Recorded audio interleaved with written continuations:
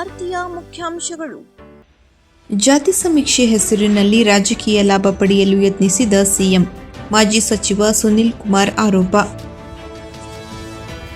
ಪ್ರಸಿದ್ಧ ಶ್ರೀ ಮಾರಿಕಾಂಬಾ ದೇವಿಯ ದರ್ಶನ ಪಡೆದ ಖ್ಯಾತ ಚಲನಚಿತ್ರ ನಟ ಶಿವರಾಜ್ ಕುಮಾರ್. ಟ್ರಾಫಿಕ್ ಸಮಸ್ಯೆ ಮಧ್ಯ ಶ್ರೀ ಮಾರಿಕಾಂಬೆ ದರ್ಶನ ಪಡೆದ ಲಕ್ಷಾಂತರ ಭಕ್ತಾದಿಗಳು. ಗಾಂಜಾ ಮಾರಾಟ ಮಾಡುತ್ತಿದ್ದ ವ್ಯಕ್ತಿಯ ಬಂಧನ. ದೇಶಕ್ಕೆ ಭದ್ರ ಬುನಾದಿ ಹಾಕಿದವರು ದೀನದಯಾಳ ಉಪಾಧ್ಯಾಯರು, ಸಂಸದ ಕಾಗೇರಿ. ಕಡಲ ತೀರದಲ್ಲಿ ಸ್ವಚ್ಛತಾ ಕಾರ್ಯಕ್ರಮ. 50 ಲಕ್ಷ ರೂಪಾಯಿ ವೆಚ್ಚದಲ್ಲಿ ನಿರ್ಮಿಸಿದ ನೂತನ ಕೊಠಡಿಗಳನ್ನು ಶಾಸಕ ಶ್ರೀನಿವಾಸ್ ಮಾನೆ ಉದ್ಘಾಟಿಸಿದರು. ವೈದ್ಯಕೀಯ ವ್ಯವಸ್ಥೆ ಸನ್ನದ್ಧ ಸ್ಥಿತಿಯಲ್ಲಿರಲಿ, ಜಿಲ್ಲಾಧಿಕಾರಿ. ಹಿರಿಯ ನಾಗರಿಕರನ್ನು ಗೌರವದಿಂದ ಕಾಣಬೇಕು, ನ್ಯಾಯಾಧೀಶೆ ದಿವ್ಯಶ್ರೀ. ಸಿಎಂ ಯಾವುದೇ ಪೂರ್ವ ತಯಾರಿ ಇಲ್ಲದೆ ಜಾತಿ ಸಮೀಕ್ಷೆ ಹೆಸರಿನಲ್ಲಿ ರಾಜಕೀಯ ಲಾಭ ಪಡೆಯಲು ಹೊರಟ ರಾಜ್ಯದ ಕಾಂಗ್ರೆಸ್ ಸರ್ಕಾರ. ಈಗಾಗಲೇ ಕೇಂದ್ರ ಸರ್ಕಾರದಿಂದ ಜಾತಿ ಗಣತಿ ಮಾಡುವುದು ಗೊತ್ತಿದ್ದರೂ ರಾಜ್ಯ ಸರ್ಕಾರವು 420 ಕೋಟಿ ರೂಪಾಯಿ ಖರ್ಚು ಮಾಡಿ ಸಾಮಾಜಿಕ ಆರ್ಥಿಕ ಸಮೀಕ್ಷೆ ಹೆಸರಿನಲ್ಲಿ ಯಾವುದೇ ಪೂರ್ವ ಸಿದ್ಧತೆ ಇಲ್ಲದೆ ತರಾತುರಿಯಲ್ಲಿ ಜಾತಿ ಗಣತಿ ಮಾಡಲು ಸಿಎಂ ಸಿದ್ದರಾಮಯ್ಯ ಸರ್ಕಾರ ಹೊರಟಿದೆ ಎಂದು ಮಾಜಿ ಸಚಿವ ಹಾಲಿ ಕಾರ್ಕಳ ಶಾಸಕ ಸುನಿಲ್ ಕುಮಾರ್ ಆರೋಪ ಮಾಡಿದರು. ಅವರು ಶುಕ್ರವಾರ ಶ್ರೀ ಮಾರಿಕಾಂಬಾ ದೇವಿ ದರ್ಶನ ಪಡೆದು ಮಾಧ್ಯಮದವರೊಂದಿಗೆ ಮಾತನಾಡಿದರು. ರಾಜ್ಯ ಸರ್ಕಾರ ತರಾತುರಿಯಲ್ಲಿ ಯಾವುದೇ ಪೂರ್ವ ಸಿದ್ಧತೆ ಇಲ್ಲದೆ ಸಮೀಕ್ಷೆ ಆರಂಭಿಸಿರುವುದು ಈ ರಾಜ್ಯದ ದುರಂತ ಎಂದರು. ಈ ಹಿಂದೆ 160 ಕೋಟಿ ಖರ್ಚು ಮಾಡಿ ಕಾಂತರಾಜ ವರದಿ, ಜಯಪ್ರಕಾಶ್ ಹೆಗಡೆ ಅವರ ವರದಿಯನ್ನು ಮೂಲೆಗುಂಪು ಮಾಡಿದ್ದಾರೆ ಎಂದರು. ಅಲ್ಲದೆ ಎಲ್ಲಾ ಜಾತಿಗಳನ್ನು ಒಡೆದು ಈ ಮೂಲಕ ಸಮಾಜ ಒಡೆಯುವ ಕೆಲಸವನ್ನು ಮುಖ್ಯಮಂತ್ರಿ ಸಿದ್ದರಾಮಯ್ಯ ಮಾಡುತ್ತಿದ್ದಾರೆ. ರಾಜ್ಯ ಸರ್ಕಾರ ತರಾತುರಿಯಲ್ಲಿ ರಾಜ್ಯದ ತುಂಬೆಲ್ಲ ರಸ್ತೆಗಳು ಗುಂಡಿಮಯವಾಗಿದೆ. ಯಾವುದೇ ಅಭಿವೃದ್ಧಿಗೆ ವೇಗ ನೀಡುತ್ತಿಲ್ಲ. ಈ ಸರ್ಕಾರ ಜನರ ವಿರೋಧಿ ಸರ್ಕಾರವಾಗಿದೆ. ನವೆಂಬರ್ನಲ್ಲಿ ರಾಜ್ಯದ ಕಾಂಗ್ರೆಸ್ ಸರ್ಕಾರ ಬಿದ್ದು ಹೋಗುವ ಲಕ್ಷಣಗಳು ಕಾಣಿಸುತ್ತವೆ ಎಂದು ಹೇಳಿದರು. ಈ ಸಂದರ್ಭದಲ್ಲಿ ನಗರಸಭೆ ಅಧ್ಯಕ್ಷೆ ಶರ್ಮಿಳಾ ಮಾದನಗೇರಿ, ಉಪಾಧ್ಯಕ್ಷ ರಮಾಕಾಂತ್ ಭಟ್, ಆನಂದ್ ಸಾಲೆ, ರಾಘವೇಂದ್ರ ಶೆಟ್ಟಿ, ರವಿಚಂದ್ರ ಶೆಟ್ಟಿ, ನಾಗರಾಜ್ ಶೆಟ್ಟಿ ಮುಂತಾದವರು ಉಪಸ್ಥಿತರಿದ್ದರು. ನೋಡಿ, ಇದೊಂದು ಅಭಿವೃದ್ಧಿ ವಿರೋಧಿ ಆದಂತ ಸರ್ಕಾರ. ಗ್ಯಾರಂಟಿ ಯೋಜನೆಗಳನ್ನ ಕೊಡ್ತೀವಿ ಎನ್ನುವಂತ ಘೋಷಣೆಯಲ್ಲಿ ರಾಜ್ಯದ ಸಂಪೂರ್ಣವಾದಂತ ಅಭಿವೃದ್ಧಿಯನ್ನ ಮರೆತಿರುವಂತ ಸರ್ಕಾರ. ಇಷ್ಟು ಗುಂಡಿಗಳನ್ನ ನನ್ನ ರಾಜಕೀಯ ಇತಿಹಾಸದಲ್ಲಿ ಯಾವತ್ತೂ ಕೂಡ ನನ್ನ ರಾಜ್ಯದಲ್ಲಿ ನೋಡಲಿಲ್ಲ. ನಾನಿವತ್ತು ಉಡುಪಿಯಿಂದ ಬರ್ತಾ ಇದ್ದೇನೆ. ಉಡುಪಿಯಿಂದ ಸಿರ್ಸಿಗೆ ಬರುವ ತನಕ ಒಂದು 5,000 ಗುಂಡಿಗಳ ನಾವು ನೋಡಿರ್ಬೋದು. ಅಂದರೆ ಎಲ್ಲ ಕಡೆಗಳಲ್ಲಿ ಇದೊಂದು ಗುಂಡಿ ಸರ್ಕಾರ, ಇದೊಂದು ಅಭಿವೃದ್ಧಿ ವಿರೋಧಿಯಾದಂಥ ಸರ್ಕಾರ, ಇದೊಂದು ಹಿಂದೂ ವಿರೋಧಿ ಸರ್ಕಾರ, ಇದೊಂದು ದಲಿತ ವಿರೋಧಿ ಆದಂಥ ಸರ್ಕಾರ. ಈ ಸರ್ಕಾರ ಯಾವತ್ತು ತನ್ನ ಕೊನೆ ಉಸಿರೆಳೆಯುತ್ತೆ ಅನ್ನೋದನ್ನು ಜನ ನಿರೀಕ್ಷೆ ಮಾಡ್ತಾ ಇದ್ದಾರೆ.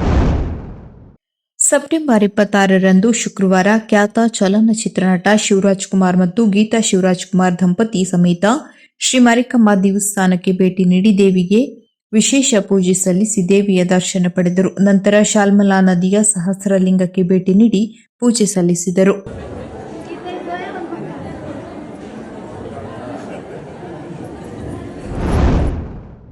ಶಿರಸಿನಗರದ ಸುಪ್ರಸಿದ್ಧ ಶ್ರೀ ಮಾರಿಕಾಂಬಾ ದೇವಸ್ಥಾನದಲ್ಲಿ ಶುಕ್ರವಾರ ಬೆಳಗ್ಗೆ 7 ಗಂಟೆಗೆ ಪ್ರಾರಂಭವಾದ ಶ್ರೀ ಮಾರಿಕಾಂಬಾ ದರ್ಶನಕ್ಕೆ ಲಕ್ಷಾಂತರ ಭಕ್ತಾದಿಗಳು ಸರತಿ ಸಾಲಿನಲ್ಲಿ ನಿಂತು ದೇವಿಯ ದರ್ಶನ ಪಡೆದರು. ನವರಾತ್ರಿ ಹಬ್ಬದ ಪ್ರಯುಕ್ತ ಮತ್ತು ಶುಕ್ರವಾರ ದೇವಿಯ ವಾರ ಆಗಿರುವುದರಿಂದ ಈ ಒಂದು ಭಕ್ತಾದಿಗಳ ಸಮೂಹಕ್ಕೆ ದೇವಸ್ಥಾನದ ಆಡಳಿತ ಮಂಡಳಿಯ ಅಧ್ಯಕ್ಷರಾದ ರವಿ ನಾಯ್ಕ್ ಮತ್ತು ಆಡಳಿತ ಮಂಡಳಿಯ ನೇತೃತ್ವದಲ್ಲಿ ದೇವಿ ದರ್ಶನಕ್ಕೆ ಭಕ್ತಾದಿಗಳಿಗೆ ಯಾವುದೇ ತೊಂದರೆಯಾಗದಂತೆ ವ್ಯವಸ್ಥೆ ಕಲ್ಪಿಸಿದ್ದರು. ಭಕ್ತಾದಿಗಳು ಸರದಿ ಸಾಲಿನಲ್ಲಿ ನಿಂತು ಬಂದು ದೇವಿಯ ದರ್ಶನ ಪಡೆದುಕೊಂಡರು. ಅದಕ್ಕೆ ದೇವಸ್ಥಾನ ಸಿಬ್ಬಂದಿಗಳ ಸಹಕಾರ ನೀಡುವುದಲ್ಲದೆ ಬಂದಂತ ಲಕ್ಷಾಂತರ ಭಕ್ತಾದಿಗಳಿಗೆ ಅನ್ನಪ್ರಸಾದ ವ್ಯವಸ್ಥೆ ಕಲ್ಪಿಸಲಾಗಿತ್ತು. ಕೆಲವು ಗಂಟೆಗಳ ಕಾಲ ಮಾರಿಕಾಂಬಾ ದೇವಸ್ಥಾನದ ಎದುರುಗಡೆ ನಡು ರಸ್ತೆಯಲ್ಲಿಯೇ ಕೆಎಸ್ಆರ್ಟಿಸಿ ಬಸ್ ಕೆಟ್ಟು ನಿಂತು ಟ್ರಾಫಿಕ್ ಸಮಸ್ಯೆ ಉಂಟಾಗಿತ್ತು. ಟ್ರಾಫಿಕ್ ಪೊಲೀಸರು ಮತ್ತು ಪೊಲೀಸ್ ಸಿಬ್ಬಂದಿಗಳು ಟ್ರಾಫಿಕ್ ಆಗದಂತೆ ಕ್ರಮ ವಹಿಸಿದರು. ನಂತರ ಸುದ್ದಿ ತಿಳಿದ ಡಿಪೋ ಮ್ಯಾನೇಜರ್ ನೇತೃತ್ವದಲ್ಲಿ ಬಸ್ ಅನ್ನು ಡಿಪೋಗೆ ಕೊಂಡೊಯ್ಯಲಾಯಿತು.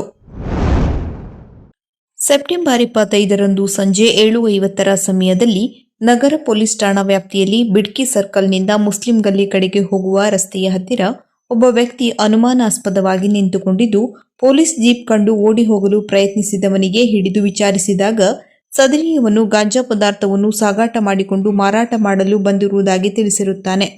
ನಂತರ ಮೇಲಾಧಿಕಾರಿಗಳ ಅನುಮತಿ ಪಡೆದು ಶಹರ ಪೊಲೀಸರು ಆರೋಪಿತನಾದ ಮುರುಗೇಶ್ ಎಟ್ ಗುಂಡಾ ತಂದೆ ಮಾರುತಿ ಪೂಜಾರಿ ಶಿರಸಿ ಈತನಿಗೆ ದಸ್ತಗಿರಿ ಮಾಡಿ ಆರೋಪಿತನು ಮಾರಾಟ ಮಾಡಲು ತಂದಿದ್ದ ಸುಮಾರು 10,000 ರೂಪಾಯಿ ಮೌಲ್ಯದ 152 ಗ್ರಾಂ ತೂಕದ ಗಾಂಜಾ ಮಾದಕ ವಸ್ತು ಜಪ್ತಿ ಮಾಡಿ ಕಾನೂನು ರೀತ್ಯ ಕ್ರಮ ಕೈಗೊಂಡು ಶಿರಸಿ ನಗರ ಠಾಣಾ ಗುನ್ಹಾ ನಂಬರ್ 102/2025 ಕಲಂ 8 ಕಾಲಂ ಸಿ ಮತ್ತು 20 column B 2 column A NDPS act ಅಡಿ ಪ್ರಕರಣ ದಾಖಲಿಸಿಕೊಂಡು ತನಿಖೆ ಕೈಗೊಂಡಿದ್ದಿರುತ್ತದೆ. ಸದ್ರಿ ಪ್ರಕರಣ ಪತ್ತೆಗೆ Uttara Kannada SP Deepan M N, Krishnamurthy G, Jagadish Naik, DySP Geeta Patil, CPI Shashikant Verma, PSI Nagappa B, Sirsi ನಗರ ಠಾಣೆ ಹಾಗೂ ನಾರಾಯಣ ರಾಥೋಡ್ ಪಿಎಸ್ಐ ನಗರ ಠಾಣೆ ಇವರ ನೇತೃತ್ವದಲ್ಲಿ ಸಿಬ್ಬಂದಿಗಳು ಈ ಕಾರ್ಯಾಚರಣೆಯಲ್ಲಿ ಪಾಲ್ಗೊಂಡಿದ್ದರು. ಸ್ವಾತಂತ್ರ್ಯ ನಂತರ ದೇಶದ ಅಂದಿನ ಪ್ರಧಾನ ವಿದೇಶಿ ಚಿಂತೆಯಲ್ಲಿದ್ದರು.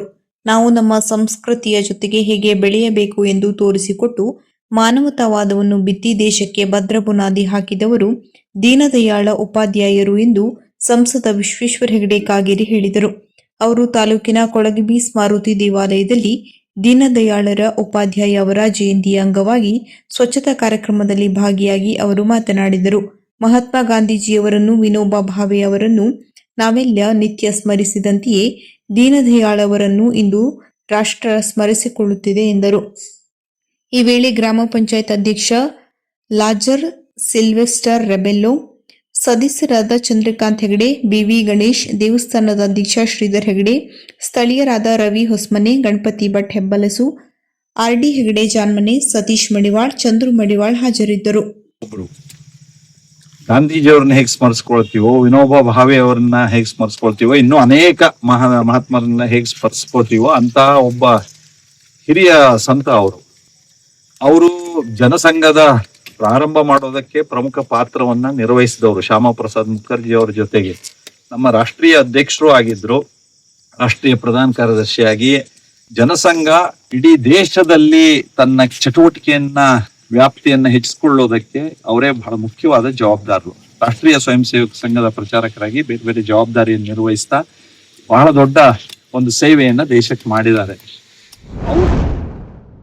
ಕರ್ನಾಟಕ ರಾಜ್ಯ ಮಾಲಿನ್ಯ ನಿಯಂತ್ರಣ ಮಂಡಳಿಯ ಸುವರ್ಣ ಮಹೋತ್ಸವದ ಅಂಗವಾಗಿ ಹಾಗೂ ಪ್ರಧಾನಮಂತ್ರಿ ಖನಿಜ ಕ್ಷೇತ್ರ ಕಲ್ಯಾಣ ಯೋಜನೆ, ಜಿಲ್ಲಾ ಕನಿಕಾ ಪ್ರತಿಷ್ಠಾನ ಸಮಿತಿ ಇದರ 10ನೇ ವರ್ಷದ ಸಂಭ್ರಮದ ಆಚರಣೆಯ ನಿಮಿತ್ತ ಗುರುವಾರ ಕರ್ನಾಟಕ ರಾಜ್ಯ ಮಾಲಿನ್ಯ ನಿಯಂತ್ರಣ ಮಂಡಳಿ ಪ್ರಾದೇಶಿಕ ಕಚೇರಿ ಹಾಗೂ ಗಣಿ ಮತ್ತು ಭೂ ವಿಜ್ಞಾನ ಇಲಾಖೆ ಹಾಗೂ ಸ್ಟೋನ್ ಕ್ರಷರ್ ಮತ್ತು ಕ್ವಾರಿಯರ್ಸ್ ಅಸೋಸಿಯೇಷನ್ ಉತ್ತರ ಕನ್ನಡ ಜಿಲ್ಲೆಯವರ ಸಹಯೋಗದೊಂದಿಗೆ ಸ್ವಚ್ಛತೆ ಸೇವೆ 2025 ಅನ್ವಯ ರವೀಂದ್ರನಾಥ್ ಠಾಗೂರ್ ಕಡಲ ತೀರದಲ್ಲಿ ಸ್ವಚ್ಛತಾ ಕಾರ್ಯಕ್ರಮವನ್ನು ಹಮ್ಮಿಕೊಳ್ಳಲಾಯಿತು. ಸ್ವಚ್ಛತಾ ಕಾರ್ಯಕ್ರಮದಲ್ಲಿ ಕರ್ನಾಟಕ ರಾಜ್ಯ ಮಾಲಿನ್ಯ ನಿಯಂತ್ರಣ ಮಂಡಳಿಯ ಪರಿಸರ ಅಧಿಕಾರಿ ಬಿಕೆ ಸಂತೋಷ್, ಉಪ ಪರಿಸರ ಅಧಿಕಾರಿ ಡಾಕ್ಟರ್ ಗಣಪತಿ ಹೆಗಡೆ ಹಾಗೂ ಸಿಬ್ಬಂದಿಗಳು ಮತ್ತು ಗಣಿ ಮತ್ತು ಭೂ ವಿಜ್ಞಾನ ಇಲಾಖೆಯ ಹಿರಿಯ ಭೂವಿಜ್ಞಾನಿ ಆಶಾ ಹಾಗೂ ಭೂವಿಜ್ಞಾನಿಗಳು ಸಿಬ್ಬಂದಿಗಳು ಹಾಜರಿದ್ದು ಕಡಲ ತೀರದ ಸ್ವಚ್ಛತೆಯನ್ನು ಕೈಗೊಂಡರು. ಈ ಸ್ವಚ್ಛತಾ ಕಾರ್ಯದಲ್ಲಿ ಸ್ಟೋನ್ ಕ್ರಷರ್ ಮತ್ತು ಕ್ವಾರಿಯರ್ಸ್ಗಳು ಅಸೋಸಿಯೇಷನ್ ಉತ್ತರ ಕನ್ನಡ ಜಿಲ್ಲೆಯವರ ವತಿಯಿಂದ ಸುಮಾರು 100ಕ್ಕೂ ಅಧಿಕ ಕ್ರಷರ್ ಹಾಗೂ ಕ್ವಾರಿಯರ್ಸ್ಗಳು ಕಾರ್ಮಿಕರು, ಸಿಬ್ಬಂದಿಗಳು ಉಪಸ್ಥಿತರಿದ್ದರು. ಕಾರ್ಯಕ್ರಮದ ಯಶಸ್ವಿಗೆ ಕೈಜೋಡಿಸಿ ಶ್ರಮಿಸಿದರು.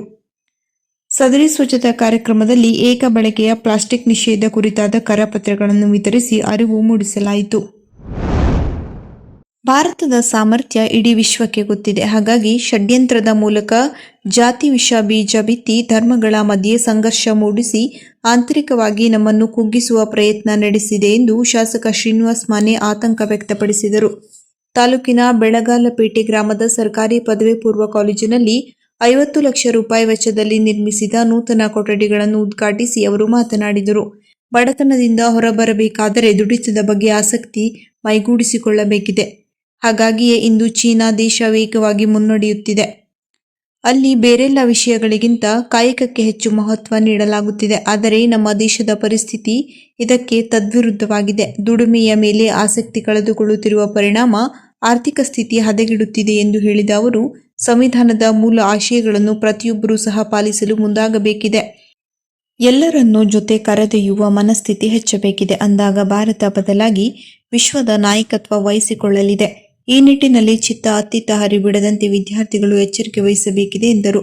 ಗ್ರಾಮ ಪಂಚಾಯತ್ ಅಧ್ಯಕ್ಷೆ ಮಂಜುಳಾ ಬ್ಯಾಲಾಳ, ಉಪಾಧ್ಯಕ್ಷೆ ಅಮೀರಾಬಿ ತಹಶೀಲ್ದಾರ್, ಸದಸ್ಯರಾದ ಶಿವಶಂಕರಯ್ಯ ಹಿರೇಮಠ್, ಪ್ರಶಾಂತ್ ಕಾಡಪ್ಪನವರ್, ಮಕ್ಬೂಲ್ ಮಿಠಾಯಿಗಾರ್, ಮೆಹಬೂಬ್ ಅಲಿ ಹುದ್ದಾರ್, ಬ್ಲಾಕ್ ಕಾಂಗ್ರೆಸ್ ಅಧ್ಯಕ್ಷ ಹನುಮಂತಪ್ಪ ಮರಗಡಿ, ತಾಲೂಕು ಪಂಚಾಯತ್ ಕೆಡಿಪಿ ಸದಸ್ಯ ಪ್ರಕಾಶ್ ಇಳಿಗೇರ್, ಜಿಲ್ಲಾ ಪಂಚಾಯತ್ ಎಇಇ ದೇವರಾಜು ಎಸ್, ಮುಖಂಡರಾದ ಕೃಷ್ಣ ಉರಗಣ್ಕರ್, ಸೋಮಣ್ಣ ಸಜ್ಜನ ಶೆಟ್ರು, ಜಾಫರ್ ತಹಶೀಲ್ದಾರ್, ಕರೀಂ ಸುಂಕದ, ಜಾವೀದ್ ಎಲಿಗಾರ್, ಅಜ್ಮದ್ ಬಾವಾಖಾನವರ್, ಅದ್ದು ಕೆಲಕೊಂಡ ಸೇರಿದಂತೆ ಇನ್ನೂ ಹಲವರು ಈ ಸಂದರ್ಭದಲ್ಲಿ ಹಾಜರಿದ್ದರು. ಜಿಲ್ಲೆಯಲ್ಲಿ ಯಾವುದೇ ರೀತಿಯ ವಿಪತ್ತುಗಳು ಸಂಭವಿಸಿದ ಸಂದರ್ಭದಲ್ಲಿ ಸಂತ್ರಸ್ತರ ರಕ್ಷಣೆಗಾಗಿ ವೈದ್ಯಕೀಯ ಸೇವೆ, ಔಷಧಗಳು, ವೈದ್ಯಕೀಯ ಉಪಕರಣಗಳು ಸಾಕಷ್ಟು ಪ್ರಮಾಣದಲ್ಲಿ ಲಭ್ಯವಿದ್ದು, ತಕ್ಷಣದಲ್ಲಿ ಲಭ್ಯವಿರುವಂತೆ ಎಲ್ಲ ಅಗತ್ಯ ಮುಂಜಾಗ್ರತಾ ವ್ಯವಸ್ಥೆಗಳನ್ನು ಮಾಡಿಕೊಳ್ಳುವಂತೆ ಆರೋಗ್ಯ ಇಲಾಖೆ ಅಧಿಕಾರಿಗಳಿಗೆ ಜಿಲ್ಲಾಧಿಕಾರಿ ಕೆ. ಲಕ್ಷ್ಮೀಪ್ರಿಯಾ ಸೂಚಿಸಿದರು.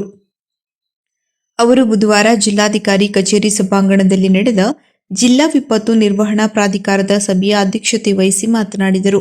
ವಿಪತ್ತು ಸಂದರ್ಭದಲ್ಲಿ ಸಂತ್ರಸ್ತರ ರಕ್ಷಣೆಗಾಗಿ ತುರ್ತಾಗಿ ಸ್ಪಂದಿಸಬೇಕಿದ್ದು, ಈ ಸಂದರ್ಭದಲ್ಲಿ ಜಿಲ್ಲೆಯಲ್ಲಿ ವೈದ್ಯಕೀಯ ಸೇವೆಗಳು ಸಂಪೂರ್ಣವಾಗಿ ಸನ್ನದ್ಧವಾಗಿರುವುದು ಅಗತ್ಯವಿದ್ದು, ಜಿಲ್ಲೆಯಲ್ಲಿ ಎಲ್ಲ ಪ್ರಾಥಮಿಕ ಆರೋಗ್ಯ ಕೇಂದ್ರ, ಸಮುದಾಯ ಆರೋಗ್ಯ ಕೇಂದ್ರಗಳು, ತಾಲೂಕು ಆಸ್ಪತ್ರೆಗಳು, ಜಿಲ್ಲಾ ಆಸ್ಪತ್ರೆ, ವೈದ್ಯಕೀಯ ಕಾಲೇಜು ಮತ್ತು ಖಾಸಗಿ ನರ್ಸಿಂಗ್ ಹೋಂಗಳಲ್ಲಿರುವ ವೈದ್ಯಕೀಯ ಉಪಕರಣಗಳು, ಔಷಧಗಳ ದಾಸ್ತಾನು, ವೈದ್ಯರು ಮತ್ತು ಸಿಬ್ಬಂದಿಗಳ ವಿವರಗಳನ್ನು ಕ್ರೋಢೀಕರಿಸುವಂತೆ ಮತ್ತು ಆಗಾಗ್ಗೆ ಇದನ್ನು ಪರಿಶೀಲನೆ ಮಾಡುವುದರ ಮೂಲಕ ತುರ್ತು ಸಂದರ್ಭದಲ್ಲಿ ಯಾವುದೇ ವೈದ್ಯಕೀಯ ವ್ಯತ್ಯಯ ಆಗದಂತೆ ಎಚ್ಚರಿಕೆ ವಹಿಸಬೇಕು ಎಂದರು.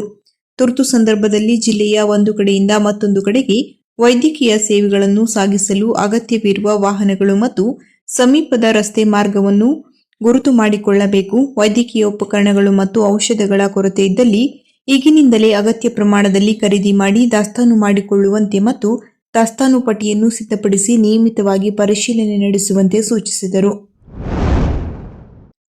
ಹಿರಿಯ ನಾಗರಿಕರನ್ನು ಪ್ರತಿಯೊಬ್ಬರೂ ಗೌರವದಿಂದ ಕಾಣಬೇಕು ಹಾಗೂ ವಿವಿಧ ಇಲಾಖೆಗಳಿಂದ ಹಿರಿಯ ನಾಗರಿಕರಿಗೆ ದೊರೆಯುವ ಸೌಲಭ್ಯಗಳು ಅವರಿಗೆ ತಲುಪುವ ನಿಟ್ಟಿನಲ್ಲಿ ಎಲ್ಲಾ ರೀತಿಯ ಸಹಕಾರ ನೀಡಲಾಗುವುದು ಎಂದು ಹಿರಿಯ ಸಿವಿಲ್ ನ್ಯಾಯಾಧೀಶರು ಮತ್ತು ಜಿಲ್ಲಾ ಕಾನೂನು ಸೇವೆಗಳ ಪ್ರಾಧಿಕಾರದ ಸದಸ್ಯ ಕಾರ್ಯದರ್ಶಿ ದಿವ್ಯಶ್ರೀ ಸಿಎಂ ಹೇಳಿದರು. ಜಿಲ್ಲಾಡಳಿತ, ಜಿಲ್ಲಾ ಪಂಚಾಯತ್ ಉತ್ತರ ಕನ್ನಡ, ಕಾರವಾರ ಹಾಗೂ ಜಿಲ್ಲಾ ಕಾನೂನು ಸೇವೆಗಳ ಪ್ರಾಧಿಕಾರ, ಮಹಿಳಾ ಮತ್ತು ಮಕ್ಕಳ ಅಭಿವೃದ್ಧಿ ಇಲಾಖೆ ಕಾರವಾರ, ಜಿಲ್ಲಾ ವಿಕಲಚೇತನರು ಹಾಗೂ ಹಿರಿಯ ನಾಗರಿಕರ ಸಬಲೀಕರಣ ಇಲಾಖೆ, ಜಿಲ್ಲಾ ಮತ್ತು ತಾಲೂಕು ಸರ್ಕಾರಿ ನಿವೃತ್ತ ನೌಕರರ ಸಂಘಗಳು ಹಾಗೂ ಹಿರಿಯ ನಾಗರಿಕರಿಗಾಗಿ ಶ್ರಮಿಸುತ್ತಿರುವ ಎಲ್ಲ ಸ್ವಯಂ ಸೇವಾ ಸಂಸ್ಥೆಗಳ ಸಂಯುಕ್ತಾಶ್ರಯದಲ್ಲಿ ವಿಶ್ವ ಹಿರಿಯ ನಾಗರಿಕರ ದಿನಾಚರಣೆಯ ಪ್ರಯುಕ್ತ ಹಿರಿಯ ನಾಗರಿಕರಿಗಾಗಿ ಕ್ರೀಡೆ ಮತ್ತು ಸಾಂಸ್ಕೃತಿಕ ಸ್ಪರ್ಧೆ ಕಾರ್ಯಕ್ರಮವನ್ನು ಉದ್ಘಾಟಿಸಿ ಮಾತನಾಡಿದರು. ಹಿರಿಯ ನಾಗರಿಕರಿಗೆ ಉದ್ದೇಶಿಸಿ ವಯಸ್ಸು ಒಂದು ಕೇವಲ ಸಂಖ್ಯೆಯಾಗಿರುತ್ತದೆ. ಹಿರಿಯ ನಾಗರಿಕರ ಹಗಲು ಯೋಗಕ್ಷೇಮ ಕೇಂದ್ರ ಪ್ರಾರಂಭಿಸುವುದರ ಬಗ್ಗೆ ನಮ್ಮಿಂದ ಆದಷ್ಟು ಬೇಗನೆ ಇದರ ಬಗ್ಗೆ ಪತ್ರ ಬರೆಯಲಾಗುವುದು. ಎಲ್ಲ ಹಿರಿಯ ನಾಗರಿಕರು ನಗುಮುಖದಿಂದ ಭಾಗವಹಿಸಲು ಬಂದಿರುವುದನ್ನು ನೋಡಿ ಖುಷಿಯಾಗುತ್ತಿದೆ ಎಂದರು. ಮಹಿಳಾ ಮತ್ತು ಮಕ್ಕಳ ಅಭಿವೃದ್ಧಿ ಇಲಾಖೆಯ ಜಿಲ್ಲಾ ನಿರೂಪಣಾಧಿಕಾರಿ ವಿರೂಪಾಕ್ಷಗೌಡ ಪಿ. ಪಾಟೀಲ್ ಅಧ್ಯಕ್ಷತೆ ವಹಿಸಿ ಮಾತನಾಡಿದರು. ಹಿರಿಯ ನಾಗರಿಕರು ಉದ್ಯೋಗದಿಂದ ನಿವೃತ್ತಿಯಾಗಿರಬಹುದು, ಜೀವನದಿಂದ ನಿವೃತ್ತಿಯಾಗಿರುವುದಿಲ್ಲ. ಇದೇ ತರಹ ಹೆಚ್ಚು ಹಿರಿಯ ನಾಗರಿಕರು ಕ್ರೀಡೆ ಮತ್ತು ಸಾಂಸ್ಕೃತಿಕ ಸ್ಪರ್ಧೆಗಳಲ್ಲಿ ಭಾಗವಹಿಸಬೇಕು. ಇಂತಹ ಕಾರ್ಯಕ್ರಮವನ್ನು ಇನ್ನು ಮುಂದೆ ವಿಜೃಂಭಣೆಯಿಂದ ಆಚರಿಸಲಾಗುವುದು ಎಂದರು. ಕಾರ್ಯಕ್ರಮದಲ್ಲಿ ಜಿಲ್ಲಾ ವಿಕಲಚೇತನರ ಹಾಗೂ ಹಿರಿಯ ನಾಗರಿಕರ ಸಬಲೀಕರಣಾಧಿಕಾರಿ ರಾಘವೇಂದ್ರ ಜಿ. ಭಟ್ ಸ್ವಾಗತಿಸಿದರು. ವಿವಿಧ ಇಲಾಖೆಯ ಅಧಿಕಾರಿ, ಸಿಬ್ಬಂದಿಗಳು, ಹಿರಿಯ ನಾಗರಿಕರು ಉಪಸ್ಥಿತರಿದ್ದರು.